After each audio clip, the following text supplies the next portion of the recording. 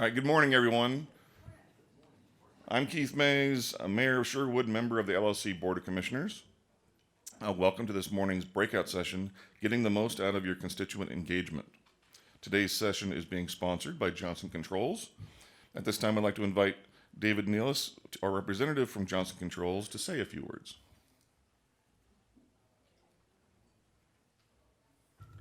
Thank you, Keith. Good morning, everyone.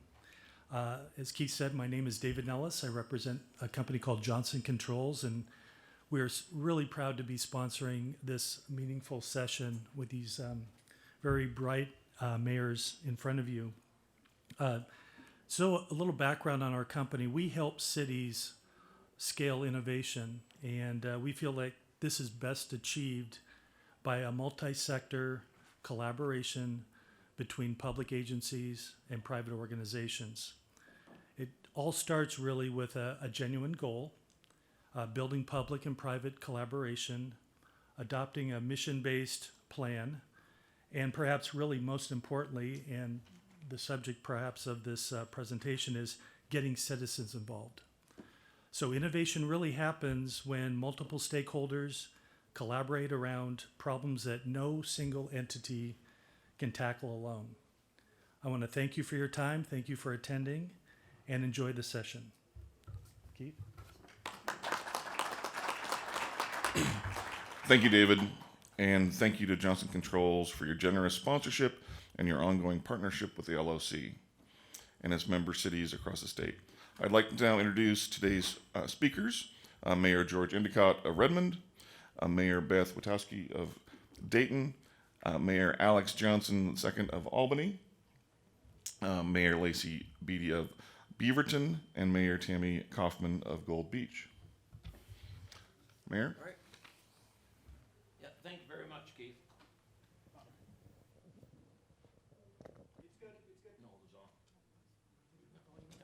You got it? Oh, wow.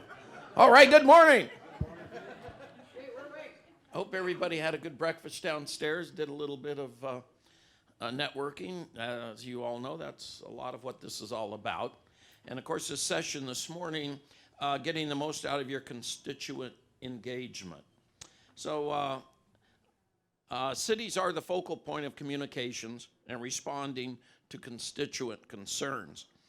I hope we city leaders can provide some information on how our approaches to community engagement and what methods we can present as the best opportunities for that. So as you just heard, I'm the moderator. What I will do is I'll spend a few minutes and then pass the mic on, and we'll go down the row here, and each of us talk a little bit about what our communities do in terms of constituent engagement. And I'll tell you, I honestly don't do a lot of proactive work. I do have a couple of counselors that do. One of mine will hold sessions every week. When he first started, he had a lot of people. Anymore, he doesn't get too many.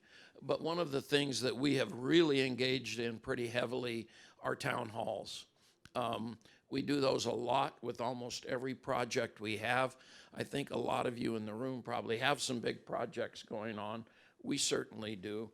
A good example for us would be our new sewer treatment facility, which is going to be one of those wetlands projects, one of the organic type. So we're going to try and get away from the mechanical sewer treatment plant to one of the organic ones. And we have actually had meetings at the site.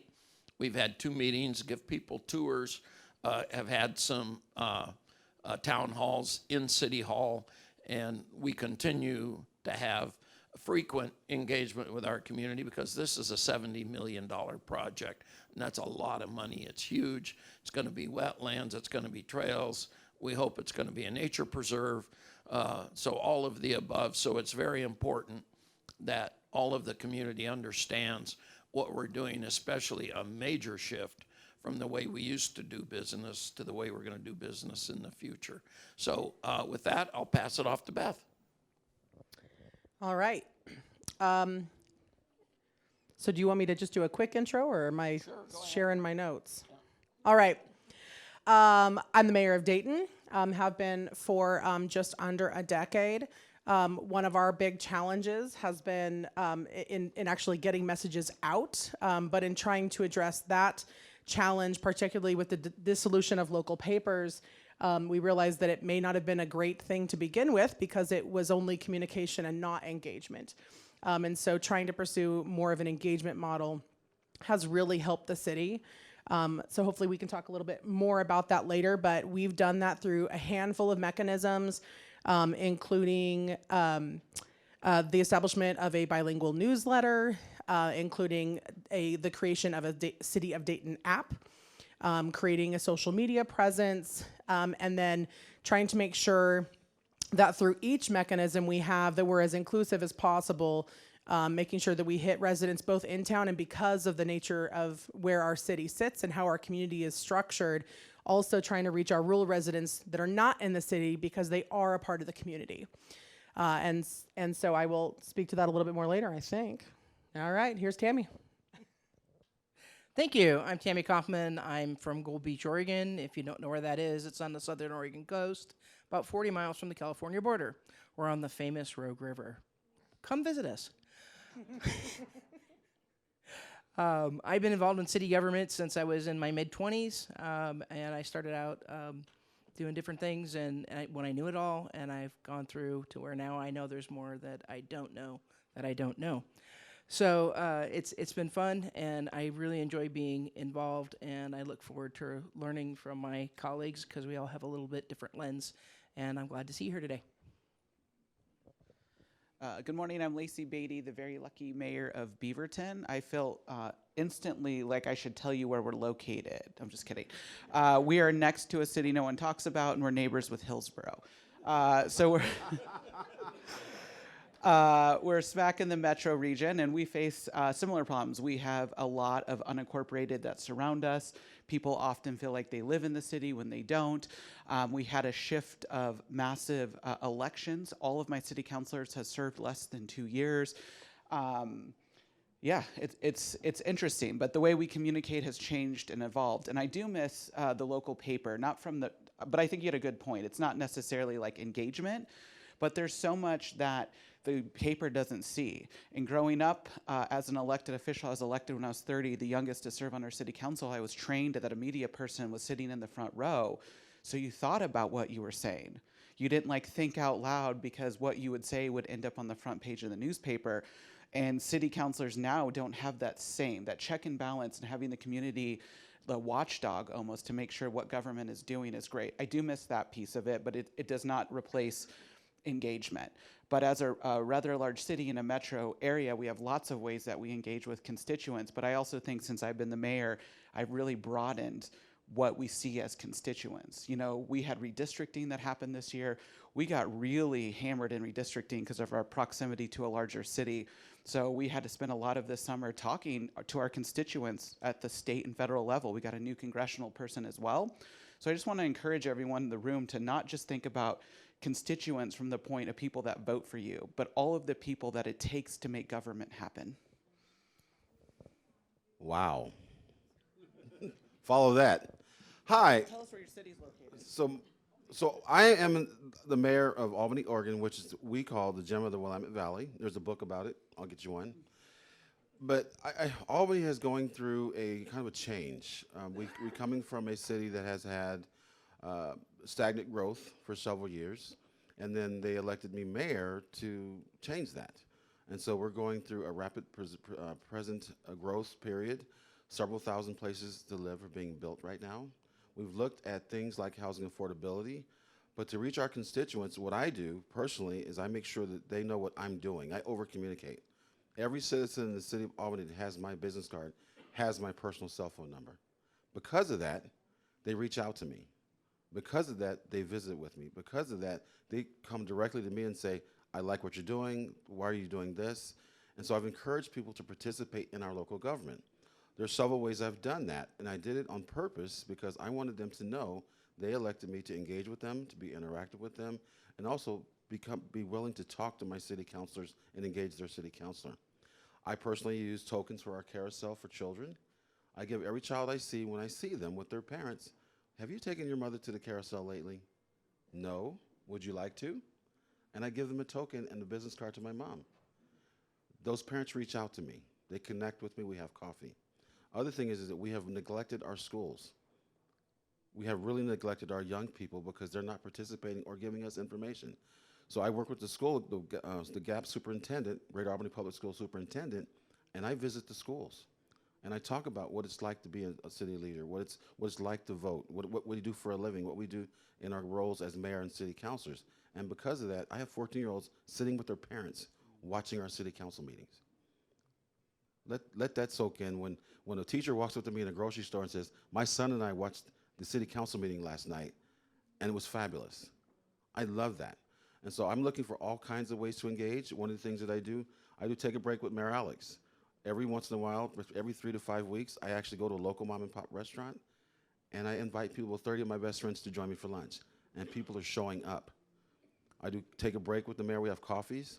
And so my idea is to be engaging, to be interactive, and sometimes I'll take a neighborhood walk. And I'll just walk in your neighborhood, and people join me for a walk in their neighborhood. From 80 to 16 to 17, these young folks and people will walk with me and tell me about their neighborhood. So I want to be my goal is to be everyone's mayor. That's why I always wear purple, is red and blue make purple. And so I'm the mayor of everyone, not just the Democrats, not just the Republicans. I'm everyone's mayor. And I want them to know that I'm listening. Our city council's listening. There's one of my councilors right there, Bessie Johnson. Thank you for being here. But Albany is changing. We're building. Businesses are coming to town. And I'm excited about it.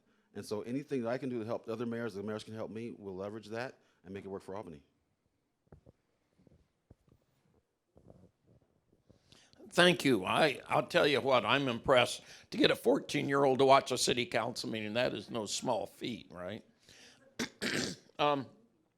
So I gave you one example. What we're going to do is take a few more minutes and do a little deeper dive into some of the things we're doing. But as moderator, my role is really limited, so I'll mention a couple of things I heard up here, and then I'll move on.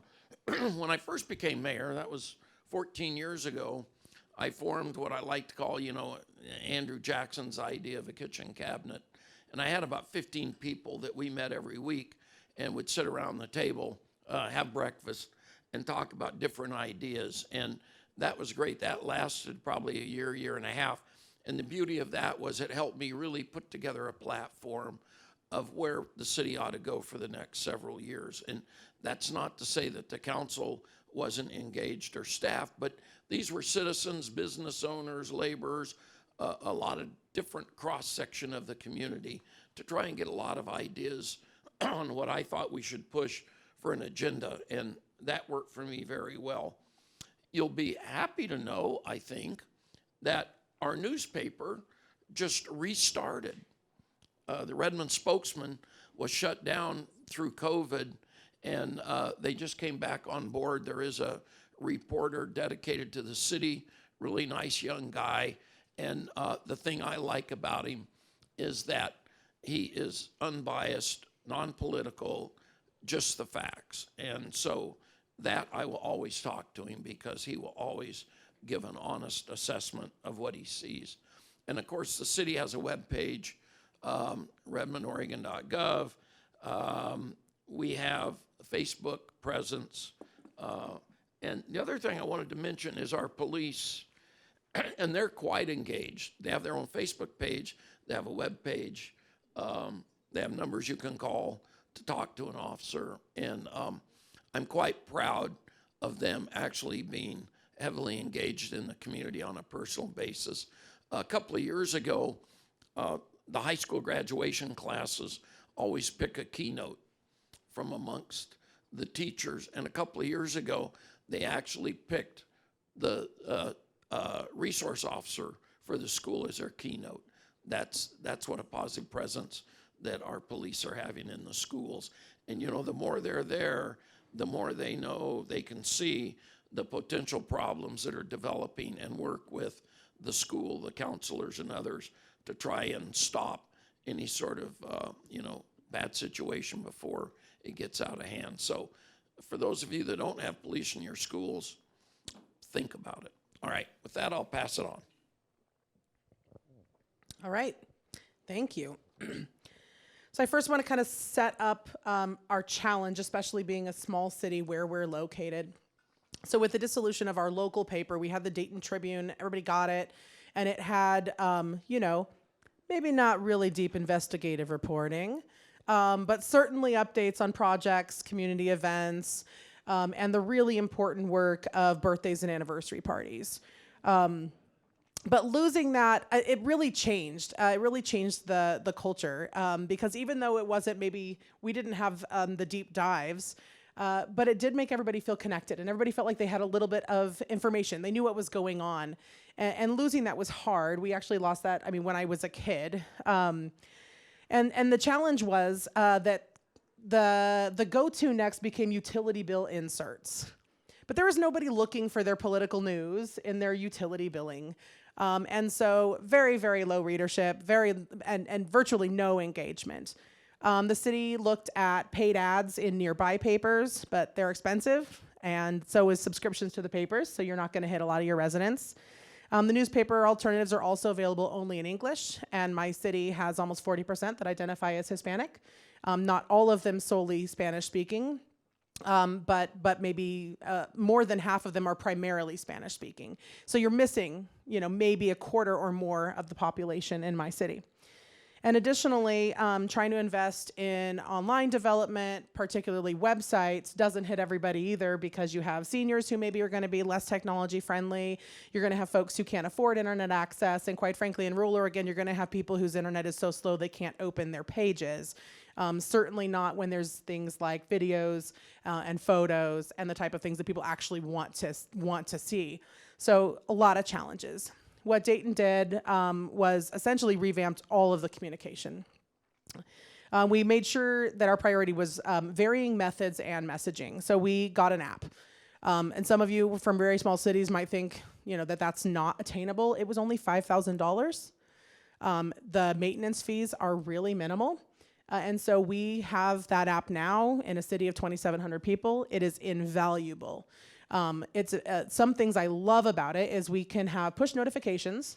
So we've got fairly old infrastructure. So if there's a water leak and we need to shut off the water to a certain neighborhood, we can send a push notification to that neighborhood and say, I'm so sorry, there's a water leak. Your water's going to be off from 1 to 3 while the repair is performed, and then folks know why their water is off, and it doesn't have to waste staff time going door to door to tell everybody why the water's off when they really need to be fixing the water line, right? Another thing that the app has is polling. I love the polling feature. It's a constant access to survey, and so we've used it for a few things. We also have an annual community survey, which I'll get back to here in a moment, but we had repeated comments on the community survey that we wanted more policing. So to George's point, we wanted a little bit greater police presence. We have one deputy, and he is 40 hours a week, which means the vast majority of our time, of course, we don't have a police presence. So lots of folks said, we have an issue with traffic control, we have an issue with public safety, we really want more police presence. So we were able to use the polling feature to essentially mock up an option. We would also like a greater police presence. So what does that look like? Here's the tax rate if we get 2. Here's the tax rate if it's only 1.5. Here's the tax rate to provide the 24/7 coverage that some folks were saying that they wanted. We were able to poll that. Unfortunately, the polling revealed that while people wanted more police, nobody actually wanted to pay for them. So we stuck to our one officer when we renewed our public safety levy, and it still barely passed, despite those demands. But it gave us that insight, and we actually get pretty high participation with it. Another thing that I love about the app is that it's not limited to city residents. So again, to Lacey's point, it sounds like a similar experience, but we have lots of folks who live just outside of Dayton, lots who think they live in the city, lots who know they don't, but are deeply connected. And, they are a part of our community. Some of them own businesses in town. Some of them used to live in town and moved out to their retirement homes, but they're a part of the community. And they can download the app and see all the same things. We can also make information available in Spanish. And so people, all of the push notifications, all of those notices that go out, they go out in English and Spanish to every single user.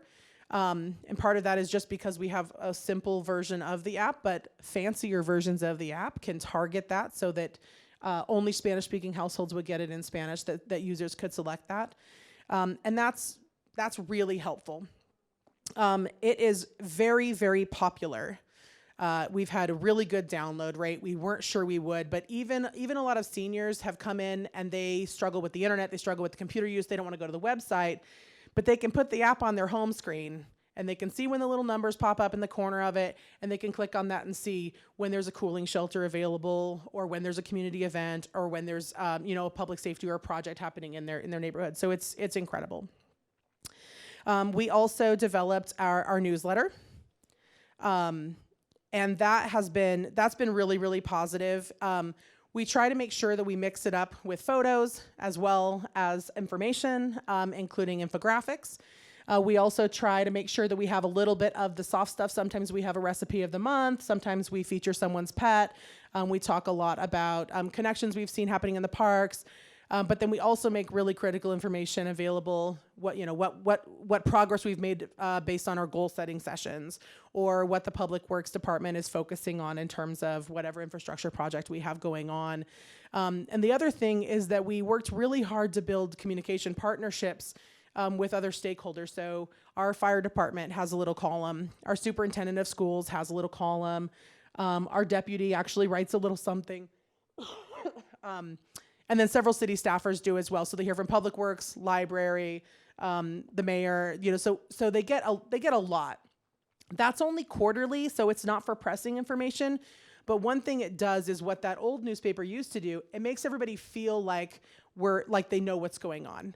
They're getting that basic information, which is really helpful. I also wanted to talk a little bit about our survey, because one important difference between communication and engagement is that the engagement is a conversation. It should be two-way. And so to really engage your community, you have to be ready to listen. I love hearing about communities that are welcoming folks to their weekly or monthly coffee or breakfast and all that. Sometimes even in an informal setting like that, that's still intimidating for people, especially non-English speakers, especially people newer to town, especially people that are maybe living in poverty.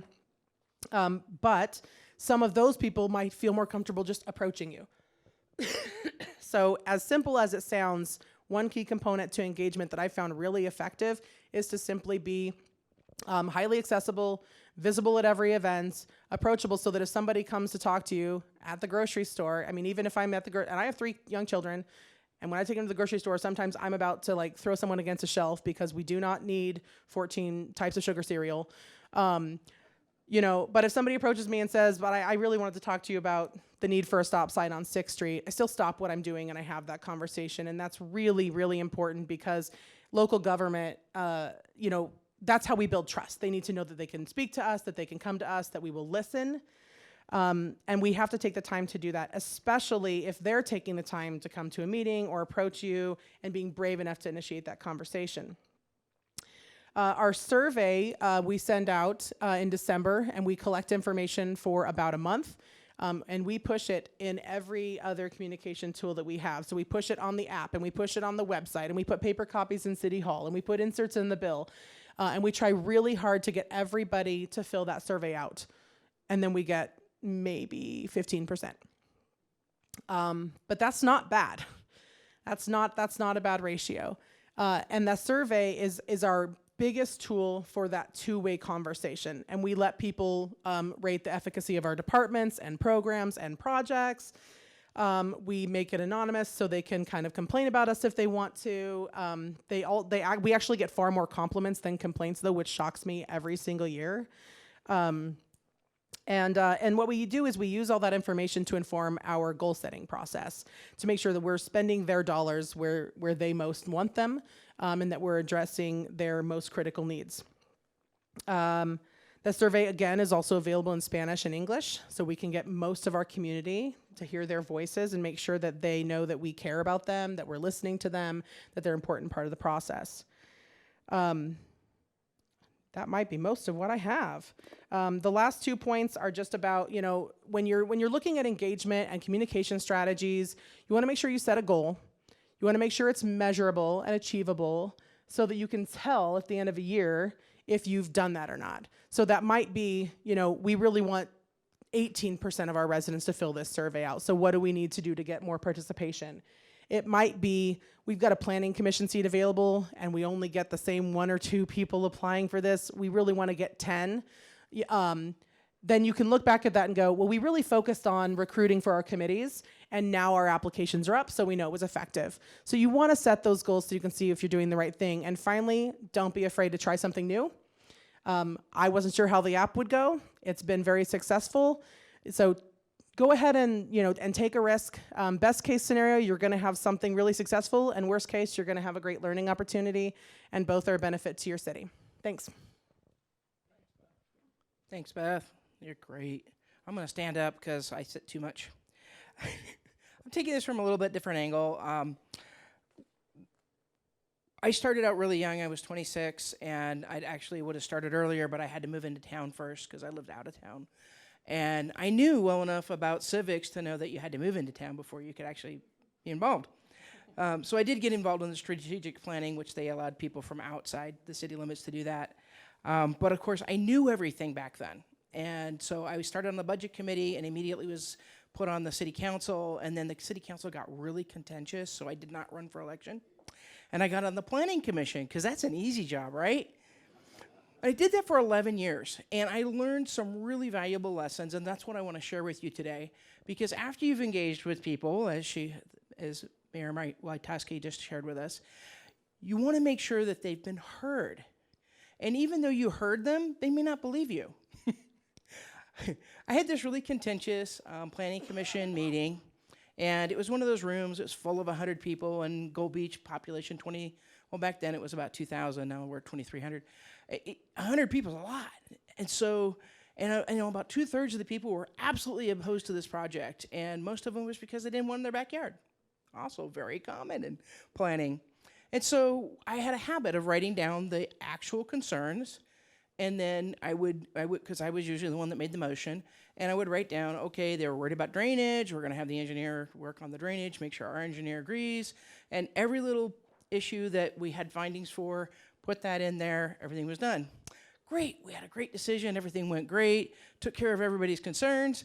Go to church on Sunday, and my former Sunday school teacher's like, you didn't listen to me at that meeting the other night. What? No, she's my Sunday school teacher. Got to respect her, right? And her mother was there, and she was like 80. And I'm like, she didn't think she was heard either. What did I do wrong? I didn't address the issues that don't count to the application. I didn't talk about the fact that they didn't want to look at it. I didn't talk about the fact that they're going to cut a tree down and win overrule against it. I didn't talk about the fact that the state says if you can approve this application by mitigating the concerns, you shall approve it. I didn't talk about those things, and the citizens didn't know that. I knew something they didn't, and I didn't share that. I didn't take the time to share that with them. And so now in my mayor role, I don't make any motions, but I have to teach my council how to do that. And I do it in the grocery store and the post office when I'm allowed to go, because it takes me too long. So that's the key when you're making a decision. And even if you're the mayor or the city council or you're a staff member, if you can help make sure the public hears that you heard them, repeat what they said. And a lot of times there'll be 10 people with the exact same argument. You don't have to say, well, David said this and so-and-so said that, and we try to be formal and remember their last names, which is sometimes really hard in a small town because you know everybody forever and you can't remember their last name anymore. Anyway, so discuss what they brought up and how it applies to what decision you're making. And that's how you get that engagement where they were heard. Because that's all they really care about is, did you hear them and did you apply it? And we just went through, and we're almost done, with that middle housing thing that everybody that's over 10,000 has to do. We're doing some of that voluntarily.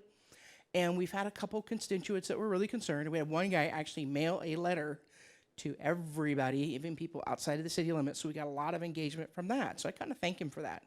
But he was really kind of a pain, and I was afraid he was going to appeal. And so I went out of my way to engage with him. Oh, that's a good concern. The council took a couple of his concerns, and they actually changed the wording in our ordinance that we're about ready to pass to address his concerns. And even though it's not exactly what he wanted, he sent me and the administrator an email the other day that says we got gold stars for the way that we handled the process. And this is a guy I thought was going to appeal. So I feel really good about that part of making sure, okay, this is what you said. This is what the proposal is. How do we fix that? And can you live with this? And if it's not exactly what you wanted, but can you live with that?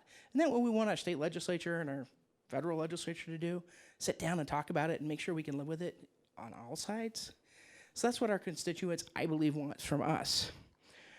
I like to take a yellow pad and write down those issues, and I try to, especially for something that I know what the complaints are going to be, write them down ahead of time, and then I do tick marks, how many people agreed to that. And I might write down a couple names if I can remember them, so that way I can mention that. And it gives a little bit more to that. So the important thing about what I'm teaching today is that you hear what they said, you appreciate their input, and that they are a valuable member of our community, whether they live in the city limits or not, and that we appreciate that engagement. And then if you do that, then it's not all for naught, and everybody goes home somewhat happy. Thank you. Thank you. All right. Well, I thought a little bit about who might be in the room today and what I wanted to talk about. And being a little bit of a larger city, we have a lot of tools. We actually hire polling firms. We do polling once a year. We know how our community is engaging with us. Our number one engagement that we do also is a quarterly newsletter, which I found really shocking, even though I was on city council, because we mail it to everyone's house. We actually mail a little bit beyond our borders because we have a lot of unincorporated around us. So we mail a little bit outside of our city boundaries as well. The mayor of Scranton, Ohio, her name is Paige Cognetti. She grew up in Beaverton, and her mom still lives in Beaverton. So her mom mails the Beaverton newsletter to her mayor daughter in Pennsylvania, and then we tweet back and forth about the content in it. So I think, sometimes it seems like we have to do all these like high-tech things to reach people, but sometimes we don't. We can do a quarterly newsletter, and like Beth said, it's not urgent communication. It's stuff that's coming, things that we might see that are coming. We have a lot with our special districts involved, and holidays and Veterans Days and stuff like that.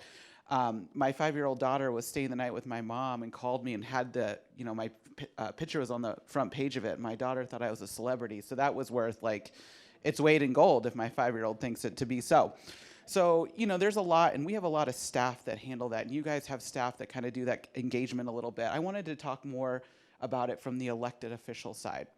I've been an elected official for almost 10 years, spent time on the city council, and now I've been the mayor since 2020. I have always believed in direct communication back to people. If someone emails me, I send them a personal email back. Within 24 hours, that is my timeline. I've never once in 10 years been on a vacation where if someone emailed me, I didn't respond. Now, I'm not saying don't have boundaries and all that stuff, but also you don't really get boundaries. You're an elected official and people want access to you. And the same when I'm in the grocery store, when I'm allowed to go, none of my family will go with me. We never could get out of a grocery store. It's only awkward when it's the pharmacist that talks to you and yells, hey, mayor, from back there. You get no anonymity as the mayor. So I actually get my medication in Hillsborough now, so that way no one sees me. But I enjoy it. It does cross lines. Mayors are often in the hot seat when something goes wrong. We've had to put up security cameras. We've had to have some balance because something has happened since 2016 to now where people feel like they can say whatever they want to an elected official. We had a big uprising in the last couple weeks over Ridwell. It's a recycling company. We're choosing not to engage with them because they don't want to have a franchise agreement. Well, I got an email from a woman that says, I see you walking your daughter to school every day, and next time I'm going to give you a piece of my mind. And that just sends up, the hair on the back of your neck as a mother. When I'm often, I'm walking my kid to school in spandex. I'm not the official mayor capacity. I'm just trying to be a good mom. But it's a reminder that we have to respond to people. And so in that email, I wrote the one in my mind I wanted to send. I did not. I responded in a kind and calm manner because we don't respond likeness to likeness. That doesn't get you anywhere, and you just drop to their level. As the mayor, I never punch down. It's easy to punch down, but we don't have to. Of course, no one has ever emailed me to tell me how awesome or what a great job I'm doing. I don't know what it is, maybe on occasion. We hear from people when they're angry and when they're upset and when they don't like a decision we've made. You know, people stop me on the streets and engage a lot. I mean, the sponsor here is from the city of Beaverton and just said, you know, we like what's happening. So just remember, like, most people are actually very happy with the services cities are doing. They're just, the people that speak up are often not happy ones. And I always tell people, particularly before we get a lot of public testimony, talk to us like it's the first time we're hearing it, because it very likely is. But when you've backed out of your driveway every day for 382 days and the pothole hasn't been fixed, on day 392 where you come to city council, you're so angry, you're screaming at me, and I've never heard about the pothole on your street. I've never been given the opportunity to address the pothole on your street. So I just remind our new councilors and myself all the time, respond in kindness, respond in a timely manner, because nothing will set a constituent off more than being ignored. Now, it doesn't matter. Sometimes you can't say the right thing to the wrong person. If they've already made their mind up and what they want to do, it doesn't matter what you respond back, but taking the higher road is really important to do. Referring out, I get a lot of, you know, we've switched forms of government from strong mayor to city manager form of government when I was elected, so we're training our community on who the right person is. But I venture to say, since I spent most of my elected career in a strong mayor and now leading in a city manager form of government, people don't know what a city manager is, even in cities where city managers have existed for a long time. So don't hide behind the city manager and wait for them to respond on your behalf. Like, you are the elected official. You are the person they are wanting to reach out to.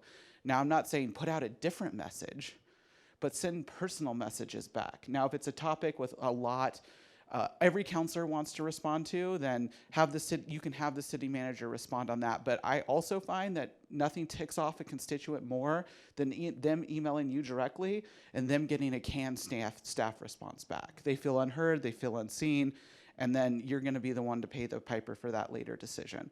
So I think about that a lot. I also, closing the loop. If I have referred an issue to staff, which happens a lot, right? I'm not the technical expert. I don't know when the sidewalk on Main Street is going to be done being built. I make sure that I track it, and so I can make sure the loop's been closed, because our staff are busy.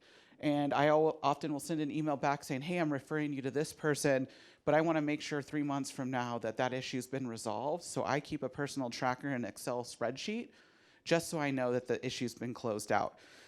And in this, you know, you have all mayors up here that I'm pretty sure almost all of us have spent time as a city councilor, remembering that some of our constituents are our own city councilors, making sure that they are in the loop when information is coming. As the mayor, we often get the first bite of the apple because the media is calling us, we're on the front edge of it. But how do we make sure that our council is informed of things that are happening too? Because they will go spout their mouth and say something completely offline. How do we, and you know, I did that too as a city councilor. I'm sure I drove the previous mayor like batshit crazy. But I wasn't given the information to respond right. So it's a lesson that I've taken forward as the mayor, is to make sure that our councilors have the same information. And so if you're a councilor and you have a mayor, like, ask them, like, I want to be in the information loop. Maybe you're not the one responding to the media, but people will find you in the grocery store, and make sure. So we all want to be kind of rowing in the same direction. That's important to me. I do a lot of social media. I have avenues for each one. Twitter is an avenue that I am one directional in. I put out information on Twitter as one direction. I often don't respond. It just can't say the right thing to the wrong person. You can't have complex policy discussions over Twitter with 155 characters. So I try not to respond back to people. And everyone has the best ideas in the world on Twitter. I just remind myself of that. I use LinkedIn to connect with other elected officials, people around, put out information.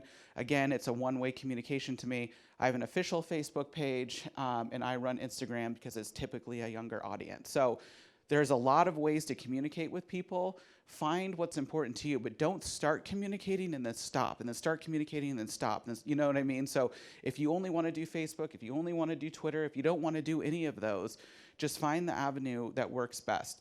And like I mentioned before, constituents are broader than just people that vote for you. I do quarterly leader lunches where we have a lot of special districts in Beaverton. We have one sitting over here to my right with our fire department. We also have a special district park, special district water, sewer. I invite all of those elected officials up and down the ballot to once a quarter have a leaders lunch where we discuss a topic and we kind of work on things together. I also hold a monthly, during the legislative session, a gathering point for all of our state reps and senators to come and hear about city issues. We have multiple ones because we are redistricted in quite a bit. Some of you might only have one or two.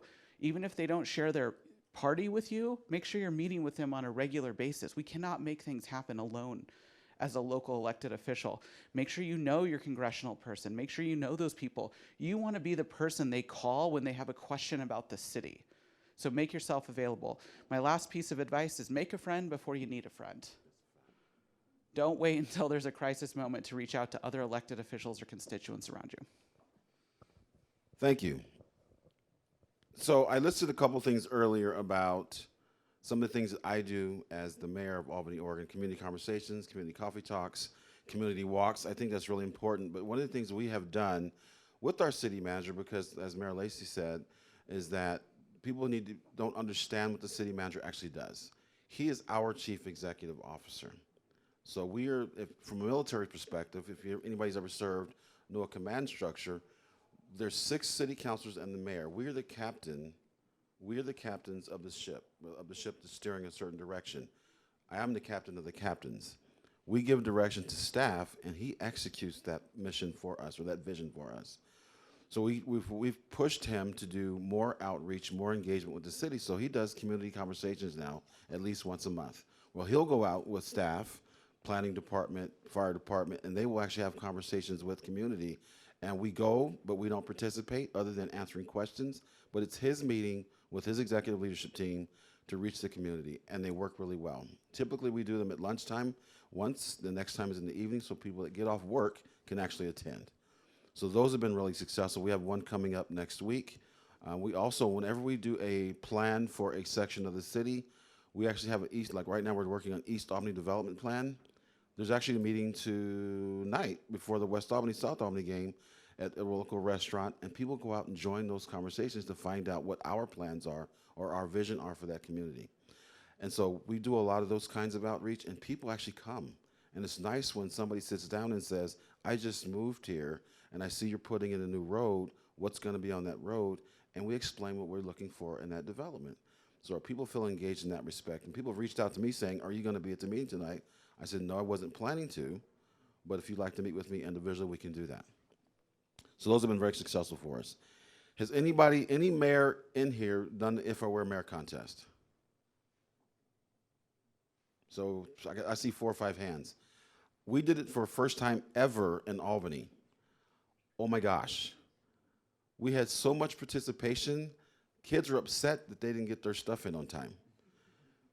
The young lady that won our 4th and 5th grade poster competition, it was amazing. It was absolutely, we had 68 posters come in, and I asked members of the community to help me grade those and pick the winners. She was absolutely brilliant. She actually, because it was our first time, I had each of the winners come and present their presentation at City Council. So we memorialize it. She will forever be part of our city's history. And then the essay contest winner, same thing. She got 3rd in state of all the applications, or all the submissions in state, and she came and read her essay at City Council. It was wonderful. So engaging kids, that was a good start for us, and then going out to the schools and talking to the schools. I personally, being a longtime football referee and softball umpire, there's one of my counterparts in the room. I try to make it a point of mine to go to a local high school game, West Albany or South Albany, soccer, girls, boys, and just once, or I go to a practice, right? And I stop because I can't referee anymore, because when I won the mayorship, a coach from Lebanon called and said, you can't referee football games anymore because they're no longer fans, they're voters, so you got to be careful. So I hung up my gear, and so now I go out and support the young folks in our community by just being present. Sometimes just standing, watching the game is enough. You know, kids take selfies with me, and I told a story. I went to Lafayette Elementary School. because if I were the mayor contest, now the teachers are inviting me out to talk to the kids. I met a second grader named Ileana in the class. She asked her a question. Amazing. Well, that last Friday night, I was at South Albany playing Lebanon High School, right? And this little girl comes up to me and she goes, "Excuse me, Mr. Mayor, I would like you to meet my parents." And she grabbed me by the hand and took me up the stands to meet her parents. That's engagement. Her parents took selfies with me, but the cool thing was all those fans from Albany, "Can I have your business card?" I gave out 30 business cards at a football game. So the engagement is being out in the community, being connected with them. They feel like, "You're our mayor. I need to spend time with you. I need to find out what's on your mind. I want to let you know what's on mine." So all of us have either some level of police newspaper, some don't. The requirement I made with our editor for Albany Democrat Herald is that before a reporter starts to cover us, come get to know us. So previous reporters came and they schedule a coffee with me or come to my office and we talk. I don't say, just tell the truth. Don't spin, just tell the truth. And it was going great. We had one reporter come in. He actually had a meeting with one of my city councilors. She's actually a former reporter, retired from the city as well. And it was so scary. And so they set him up with a meeting with me. And the exact words were, "I write what I want to write." So I threw him out my office. Because the first thing he did when he came to Albany was a public records request on my phone. He didn't say, "Hi, I'm Tim. I want to know what you're talking about." So the relationship was rocky. But the new reporter, she sat down with me. We had a cup of coffee. "I start work Monday. I'd like to know who you are." We get along great, and she tells the truth. So establish those relationships with your local media as soon as possible, and talk to the editor. I will give you complete access, but just tell the truth, right? And like Mayor Lacey was just mentioning, for me, when somebody comes out at me as a football referee for over 20 years, I learn how to work with people that don't like the decisions I make, because there's a holding every play. There's a push in the back in every play. But did that affect the game that was going on? And a lot of times people react to something they see, and that's not even the story. The story is that little girl that found that puppy, and that's what we want to be talking about. You know, people reach out to me because everyone in Albany has my cell phone number. What I really like about it is people call me. A guy named Paul called me and said, "I think somebody dumped some illegal oil." He reached out to me. I went over the next day and went and found it, met him at the spot. Somebody dumped like 3,000 gallons of oil in this field, which was headed to a culvert. I took a video and it's a Sunday now. I texted it to my public works director, our public works director. 3 hours later, they started cleanup on that project because this gentleman felt like I can reach out to my mayor, and they took care of it. So being engaging and interactive, and also give them a timeline. If I don't call you back right away, it's going to be an hour and a half, because I have the biggest family in the city of Albany, Oregon. I have 900 Medicare clients in the city of Albany, Oregon. So I have more aunts and uncles than anybody in the city of Albany, Oregon.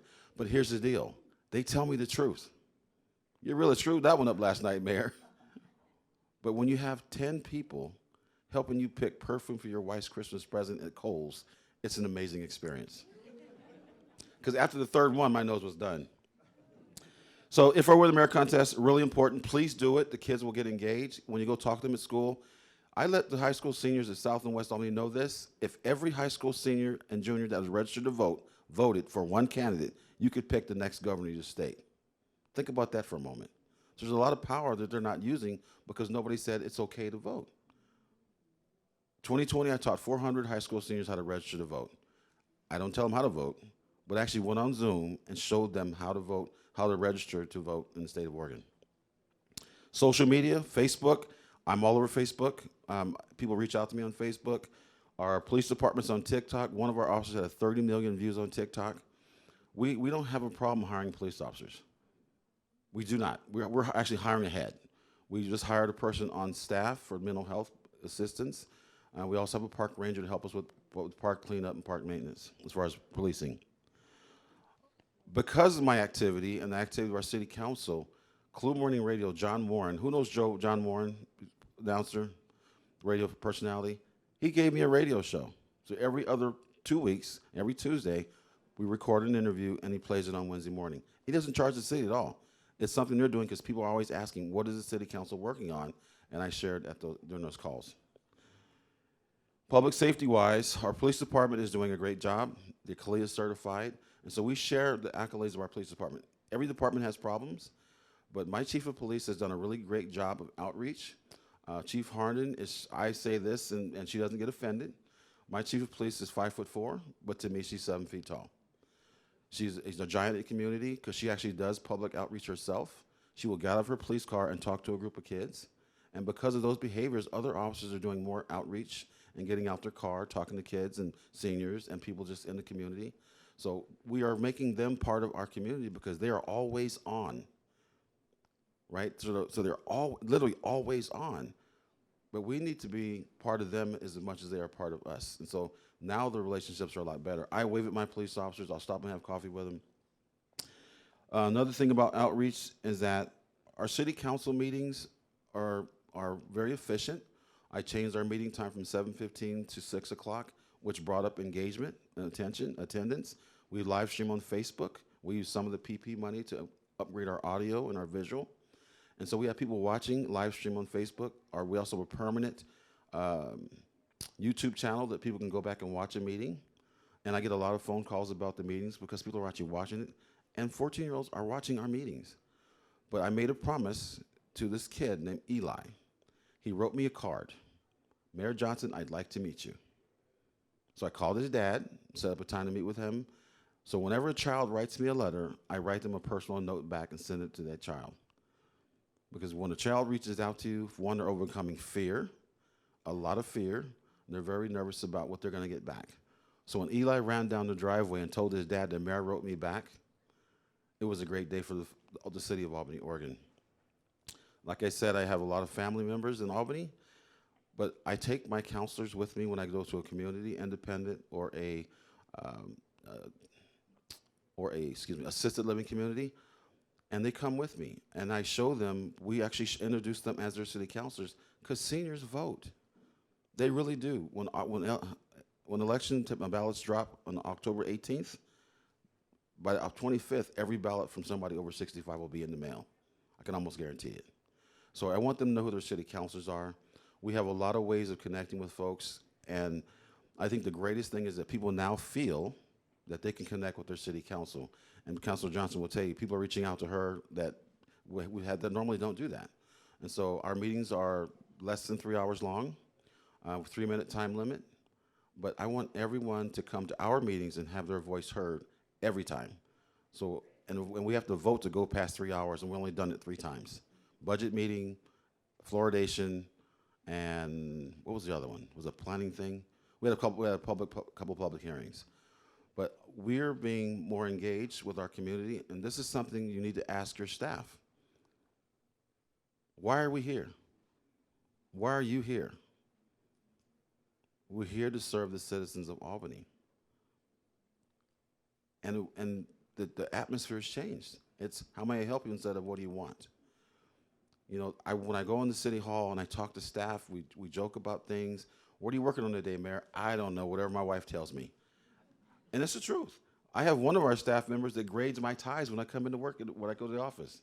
So I have a purple tie, and she'll go, that's not going to work for me, you know. But I did a poll.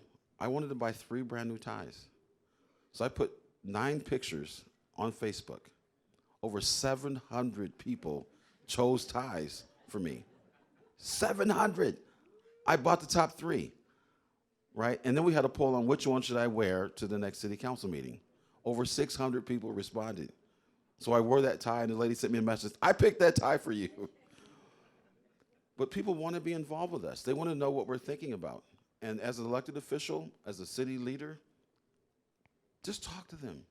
Like the other mayors have said, just talk to them. Because they want to hear your voice. They want to know what you're thinking about. Because as a city leadership team, we have to have sight for now. And I'll be finished in a second.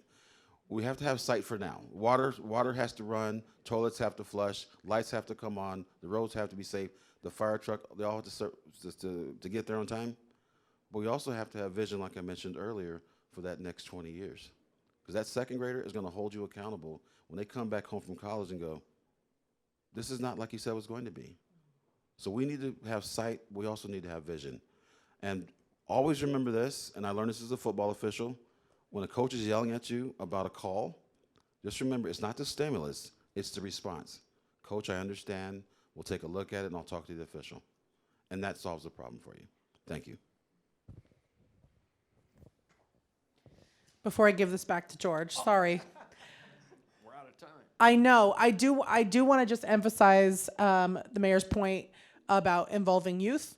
I also am a full-time high school teacher, so I teach government and economics at our high school. So I obviously get a little bit of an advantage. If I want kids to work on something, I can just make them do it and tell them it's 30% of their grade. But you know, one thing I've been able to do is, like, our civics final is a community improvement project, and they have to draft a project, like a real project, and they have to figure out who would have to be involved and what their funding mechanism could be. And then the really great ones, we let the class pick and they present to city council. We did 2 of them this year. So even if you're not the teacher and you can't assign it, there's likely an assignment that you can apply. So do speak with those civics teachers and try to get those kids to come present their ideas to you, because they have great things, and a lot of the time they are small enough that you can actually get them done without a budget crisis and make them feel heard and important. And then I also have samples of my newsletters if anybody wants to see what those look like. And now I'll give it back. All right. Yeah, we were supposed to have Q&A, but guess what? You're hearing from a bunch of mayors, and you hand a microphone to a mayor, and it's all over. So to wrap up here for a minute, I'm going to just go over a few of the keys that I thought I heard from the group here, and I totally agree with the youth engagement. We've done that in my community too. I've had 4 winners over the years of the statewide contest of If I Were Mayor, but I do the same thing. We also give a $100 bill to each of the 3 winners in the city, and I have them come to the council meeting and show their poster, read their essay, or show their video, and we do that at a council meeting and actually give them each a nice new crisp $100 bill that was printed by the federal government, not by us. So a few of the keys I thought I heard: engagement versus information, feedback is critical, hear what was said, take the high road, what is the role of government, make sure that's clear, and tell the truth. Those are some of the keys I heard today. I know there were a lot more. I'm sure all of us would like to meet with you for the next several hours and go over issues, but I'm afraid we're out of time. So thank you all for coming, and I'll turn it back over to our hosts. Thanks, Keith. Thank you, mayors. Raise your hand if you heard or learned something new that you might want to apply in your community. Awesome. They're here all week. Track them down if you want to pick their brain a little bit more. Again, thanks to our speakers for the amazing presentation, and thank you to Johnson Controls for your sponsorship. Next up on today's conference program is a networking break, followed by another round of breakout sessions starting at 11 o'clock. Thank you for being here. Thank you for joining us this morning. Enjoy the rest of the day at the 97th Annual LOC Conference.